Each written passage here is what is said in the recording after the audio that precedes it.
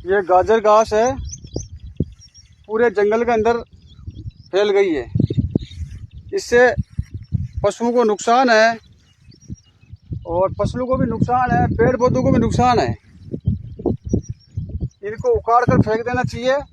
पहले इस जंगल के अंदर, हमारे पास में जंगल पड़ता है, इस जंगल के अंदर पहले बिल्कुल भी ये गाजर घास का पौधा नहीं था। जब से ये नए पौधे लगाए गए, पता नहीं फॉरेस्ट डिपार्टमेंट इनके बीज लाए हैं या उन पता नहीं कैसे आ गई है गाजर घास।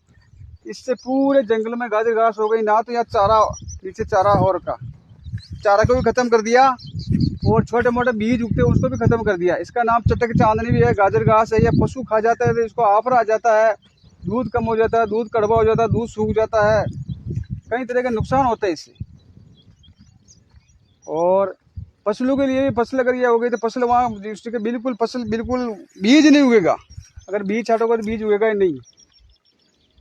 इसलिए सभी फॉरेस्ट डिपार्टमेंट से या राजस्थान सरकार से और किसान भाइयों से निवेदन है कि जहाँ भी ये गाजर घास का पौधा दिखे उसको उखाड़ कर फेंक देना चाहिए। ये पर्यावरण के लिए बहुत खतरनाक है और भारत राजस्थान सरकार को भी चाहिए कि इनके लिए ऐतिहासिक कदम उठाना चाहिए ताकि ये गाजर घास जंगलों में प्रवेश ना करे और जंगलों में अच्छे पौधे लगे वहाँ इस गाजर घास को बिल्कुल उखाड़ कर फेंक देना चाहिए या उस पर दवाई का स्प्रे कर देना चाहिए। ये देखो पूरे जंगल के अंदर ये फैल गई है। इससे अभी मतलब इतना 7,000 बीघे का जंगल है, पूरे जंगल में यही हो गई। पूरे जंगल में कहीं भी देखो, पूरे जंगल में केवल यही नजर आ रही है। ये ऐसे सफ़ेद रंग के बीज आते हैं इनके और ये गाजर घास है।